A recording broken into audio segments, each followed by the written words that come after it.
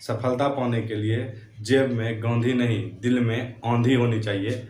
नमस्कार दोस्तों, आप लोगों का स्वागत है गोल्डन स्टडी के इस न्यू लेक्चर में। तो जो है हम लोग पिछले लेक्चर में बाबू थोड़ा सा बात किए थे मोलर चालकत्व क्या होता है और तुल्यांकी चालकत्व क्या होता है, इसके बारे में हम लोग चर्चा किए थे। उसमें जो है एक छोटा सा जो है टॉपिक छूट गया था, उसको आज थोड़ा सा उसको हम लोग पहले देख लेंगे। उसके बाद जो है फिर वैद्युत अपघटन क्या होता है और वैद्युत अपघटनीय क्या होता है और जो है फैराडे ने कौन सा नियम दिया था उसके बारे में चर्चा चलेगा। ठीक, तो पहले हम लोग जो है जो छूटा हुआ है उसको थोड़ा सा पहले कवर कर लेते हैं, उसके बाद आगे चलेंगे। जो है स्टार मार के लिख लेना है। अगर किसी पदार्थ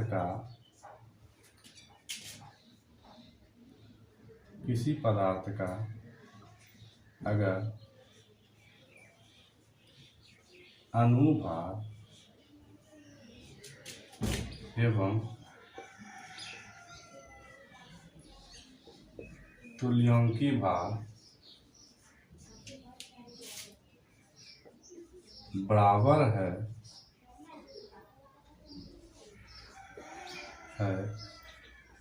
तो उसका मोलर चालकत्व या चालकता, या इसको चालकत्व भी बोलते हैं, मोलर चालकता या मोलर चालकत्व एवं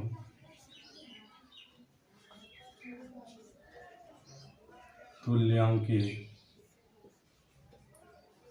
चालकता या चालकत्व वो भी क्या हो जाएगा, बराबर हो जाएगा, बराबर होगा। यानी क्या बोलता है कि अगर किसी पदार्थ का अनुभार, अगर हम लोग पदार्थ कौन लेंगे, NaCl हो सकता है, NaOH हो सकता है, सोडियम क्लोराइड हो सकता है, सोडियम हाइड्रोक्साइड हो सकता है, कॉपर सल्फेट हो सकता है, H2SO4 हो सकता है। तो हम लोग इस सब का क्या होता है, अनुभार हम लोग याद कर सकते हैं। तो अब जब इसका अनुभार बराबर होगा और तुल्यांकी भार बराबर हो जाएगा तो समझ लेना कि जो है उसका जो मोलर चालकत्व होगा उस विलयन का, उस अपघटय का, और जो है तुल्यांकी चालकत्व जो होगा वह दोनों क्या हो जाएगा, सेम हो जाएगा। क्या हो जाएगा, सेम हो जाएगा। तो इसको हम लोग जो है लिख सकते हैं कि डेल्टा बराबर म्यू, यानी इसको और लिखें तो लेमडा को हम लोग किसको डिनोट कर रहे थे, तुल्यांकी चालकत्व को,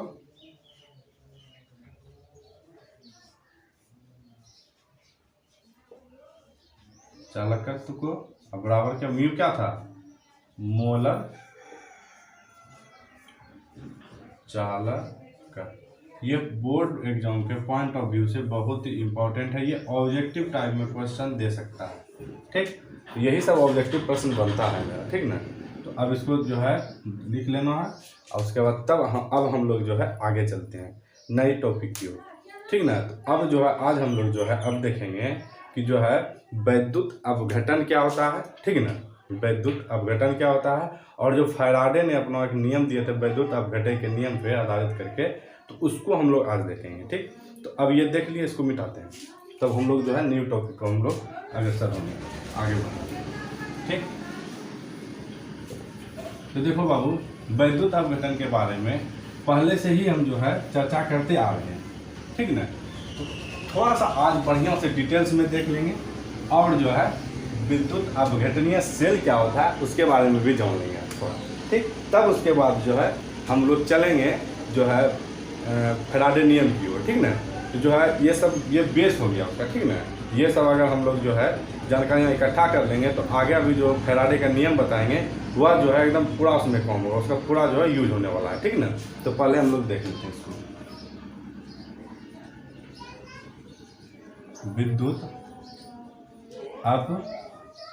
विद्युत अपघटन देखेंगे और दूसरा नंबर में फिर जो है विद्युत अपघटन देखेंगे, फिर जो है तीसरा विद्युत अपघटनी सेल लिखेंगे, ठीक ना। तो जो है इसके बारे में तो बाबू हम बहुत पहले से चर्चा कर रहे हैं, जितना भी लेक्चर हुआ होगा वो सब लेक्चर में हम लोग जो विद्युत अपघटन के बारे अपघटन के बारे में चर्चा किए हैं, ठीक ना। तो अब विद्युत अपघटन में ही ये विद्युत अपघटन होता है, ठीक ना। अब जो है अब यही वाला जो पूरा प्रोसेस कराएंगे यही सेल में करवाएंगे, उसी को हम लोग ये दोनों जो है क्रिया जो होगा, ये जो दोनों प्रक्रिया होगा या जो प्रोसेस होगा या अब यही विद्युत अपघटनीय सेल में ही होगा, ठीक ना। तो अब हम लोग जो थोड़ा सा इसको और थोड़ा डिटेल में आज जान लेते हैं, फिर तब हम लोग नियम की ओर चलेंगे, ठीक ना। तो थोड़ा सा इसको हम लोग लिख लेते हैं। इसका परिभाषा क्या होता है बाबू, सिंपल सी चीज है, इसको अच्छा से थोड़ा सा देख लेना है, क्या है कि ये बेस चीज है, ठीक ना, बेसिक चीज है, इसको जानना जरूरी होता है, ठीक। तो अब देखो इसका परिभाषा में तुम लोग को लिखाए थे कि किसी यौगिक का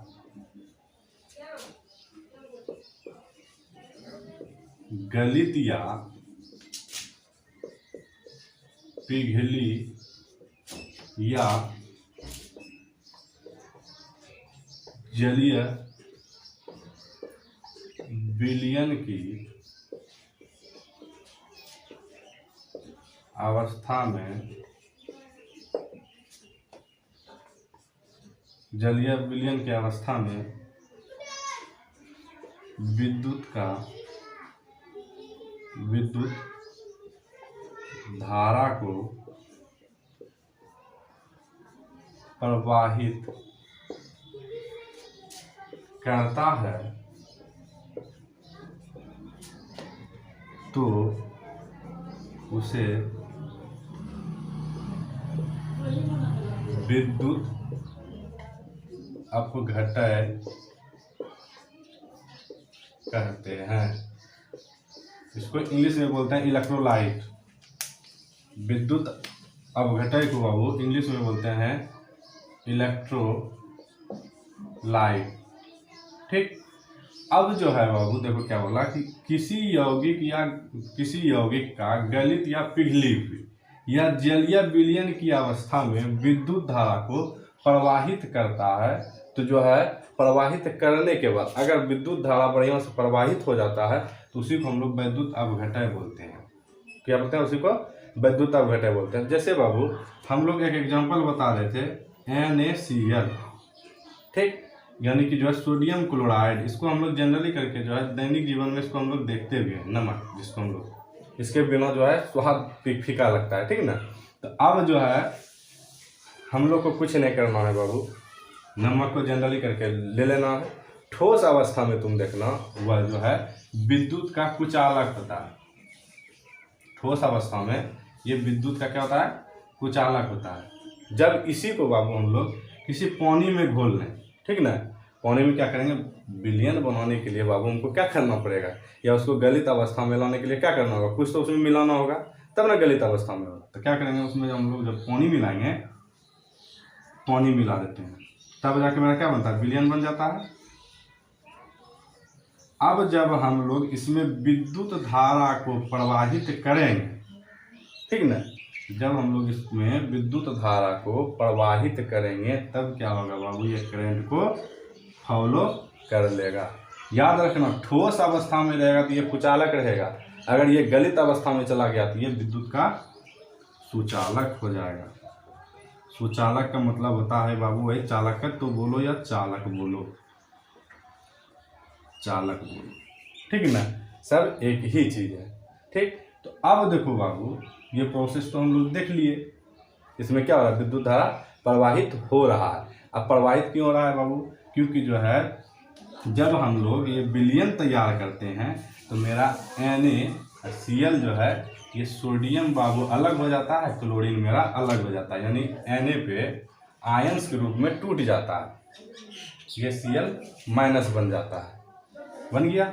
अब देखो इसी कारण से अब क्या कर रहा है, मुक्त इलेक्ट्रॉन करेगा। चालकता का क्या नियम है बाबू, कि जहाँ पे मुक्त इलेक्ट्रॉन फॉलो कर गया, ठीक ना, तो वहाँ समझ लो आवेश एक जगह से दूसरी जगह चला जाएगा। तो वही हो रहा है, क्या हो रहा है, यहाँ पे जो है मुक्त इलेक्ट्रॉन कर रहा है। अब यहाँ पे क्या होगा, एक जगह से दूसरे जगह इलेक्ट्रॉन में आसानी से क्या होगा, फॉलो कर जाएगा, ठीक। अब देखो बाबू, अब इम्पोर्टेंट चीज इसमें देखो, यहीं पे ये विद्युत अपघटन कहला जाएगा। अब देखो विद्युत अपघटन क्या होता है। अब देखो विद्युत अपघटन जस्ट इसी में चीज छुपा हुआ है, जिसको हम लोग इंग्लिश में इलेक्ट्रोलाइसिस बोलते हैं। अब टॉपिक दे देना, विद्युत अपघटन, इंग्लिश में इसको इलेक्ट्रोलाइसिस बोलते हैं। ठीक, अब देखो वही जो विद्युत अपघटन में जो हम लोग विलयन को लिए थे, ठीक ना, हम लोग क्या लिए थे, NaCl और प्लस में क्या किए थे, पानी मिलाए थे, तब ना ये गलित अवस्था में जाएगा। अब ये दोनों को लेने के बाद जो है बाबू, जब हम लोग इसमें विद्युत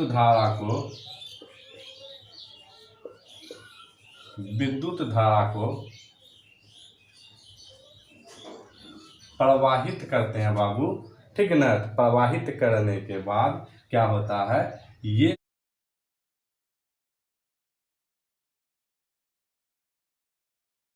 जब हम लोग विद्युत धारा को प्रवाहित करते हैं तो प्रवाहित करने के बाद क्या होता है बाबू, ये NaCl है बाबू, ये आयंस के रूप में टूट जाता है। अब ये क्या हो गया, ये अपघटित तो हो गया। जब हम लोग इसमें विद्युत धारा को प्रवाहित करेंगे ये क्या होगा, अपघटित हो जाएगा, यानी आयंस के रूप में टूट जाएगा। तो अब यही आयंस के रूप में जो टूटा, ये जो अपघटित हुआ, इसी को हम लोग बोलते हैं विद्युत अपघटन। विद्युत अपघटन अलग चीज है, विद्युत अपघटन अलग चीज है, ठीक ना, ये ध्यान रखना। विद्युत अपघटन और अपघटन दोनों सुनने में सेम चीज लगता है, लेकिन दोनों जो है अलग अलग चीज है, ठीक ना।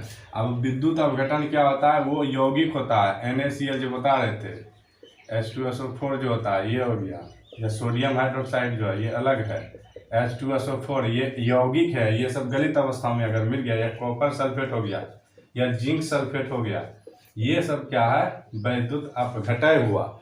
अब जब हम लोग विद्युत अपघटन में विद्युत धारा को प्रवाहित करेंगे, प्रवाहित करने के बाद जब ये सब तत्व जो है आयंस के रूप में टूट जाएगा, एक HCl भी है। अब ये जब आयंस के रूप में टूट जाएगा तो इसी को हम लोग बोलते हैं विद्युत अपघटन। इसको क्या बोलते हैं, विद्युत अपघटन। इसको थोड़ा सा परिभाषित करके लिख लेते हैं।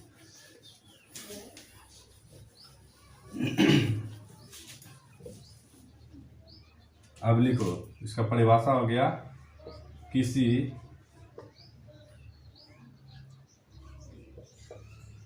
यौगिक के गलित अवस्था में विद्युत धारा प्रवाहित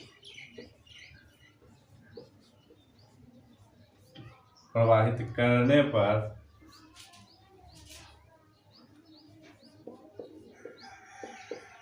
यौगिक अपघटित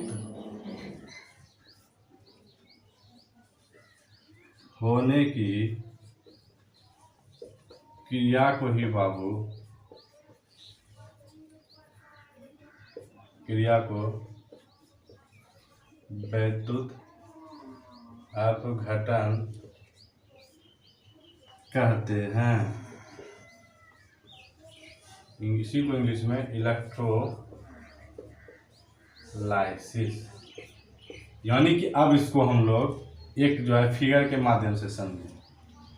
अब यहाँ पे मान लो एक बर्तन ले लिए, एक बर्तन में बाबू लेने के बाद विद्युत धारा प्रवाहित करने के लिए हमको क्या करना होगा, 2 रॉड लेना होगा। 2 रॉड भी ले लेते हैं, एक मान लो प्लस है, ये एक माइनस है। यही दोनों को बाबू बोलते हैं हम लोग इलेक्ट्रोड्स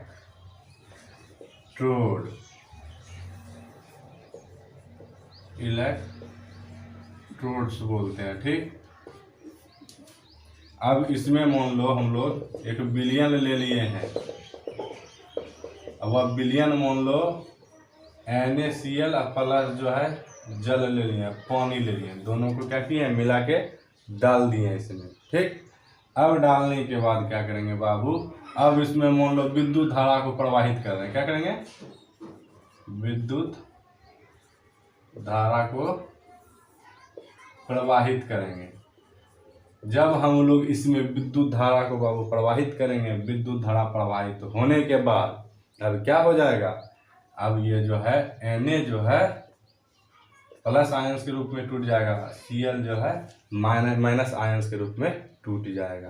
ठीक, तो इसी को बाबू, यही जो टूटा आयंस के रूप में बिखर गया, टूट के अपघटित हो गया, इसी को हम लोग बोलते हैं विद्युत अपघटन। इसी को क्या बोलेंगे, विद्युत अपघटन। अब ये वाला जो जलीय विलयन है, इसी को हम लोग बोलते हैं विद्युत अपघटन। ये अपघटन हो गया, आयंस के रूप में ये अगर टूट गया, ये अपघटन हो गया। ठीक, तो अब हम लोग चलते हैं अगला टॉपिक की ओर। ठीक, तो अगला है बाबू विद्युत अपघटनी सेल। वो भी सेम इसी यही चीज है। अब ये जो प्रक्रिया को पूरा हम लोग करवाए, विद्युत अपघटन और विद्युत अपघटन की क्रिया को हम लोग जिस पात्र में कराए, जिस जो है पात्र में करवाए, जिस बर्तन में हम लोग करवाए, वही बर्तन को बाबू विद्युत अपघटनीय सेल बोलते हैं। ये जो बर्तन लेके ये इलेक्ट्रोड डाले, दो रॉड डाले, ये जो विलयन रखे, यही वाला जो इसका बाहर वाला जो बर्तन है, इसी को हम लोग बोलते हैं विद्युत अपघटनी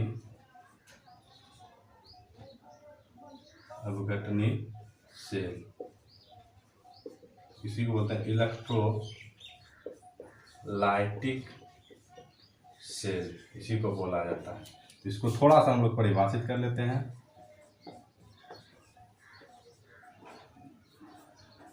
लिखना कि जिस बर्तन में हम लोग विद्युत अपघटन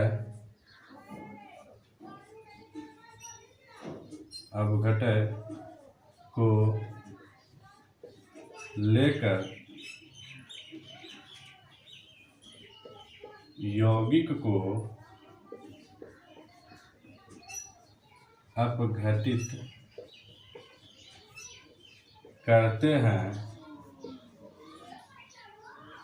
उसी बर्तन को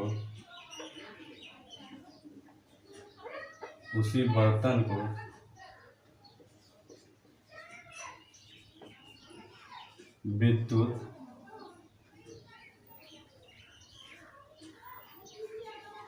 अपघटनी सेल कहते हैं। समझ में आ गया? यानी कि विद्युत अपघटन क्या हो गया, ये जो जलीय विलयन को लिए, अब एक पहले हम लोग क्या किए थे, एक पात्र को लिए थे, एक जो है पात्र को लिए थे, एक बर्तन को लिए थे। ठीक, अब बर्तन लेने के बाद इसमें हम लोग एक्स्ट्रा चीज क्या डाले थे, एक्सपेरिमेंट करने के लिए 2 रॉड डाले, प्लस और माइनस के लिए, कैथोड और एनोड के लिए। ठीक, अब जो इसको डालने के बाद बाबू फिर हम लोग क्या किए, एक विलयन को लिए जो था NaCl प्लस पानी को मिलाए, तो NaCl मेरा क्या हो गया, विद्युत अपघटन हो गया। अब विद्युत अपघटन के लिए अब यही जो है इसमें जिस बर्तन में बाबू हम लोग कराए, यही बर्तन को हम लोग बाबू बोल देंगे विद्युत अपघटनीय सेल। ठीक, ठीक ना, समझ में आ रहा होगा। चलो अब हम लोग देखेंगे माइकल फैराडे के बारे में। ठीक, तो माइकल फैराडे ने बाबू क्या किया था, ये सब चीज़ को पहले एक्सपेरिमेंट करके वह बहुत प्रयोग किया, बहुत प्रयोग करने के बाद जो है वह 2 गो तो आज बस इतना ही रहने देते हैं। फिर जो है अगला लेक्चर में फैराडे के जो है फर्स्ट नियम और सेकेंड नियम के बारे में गहन अध्ययन करेंगे। ठीक, तो अगर आपको मेरा वीडियो पसंद आ रहा है तो जो है लाइक करें, शेयर करें। अगर आप मेरा चैनल पर नया है तो चैनल को सब्सक्राइब करें।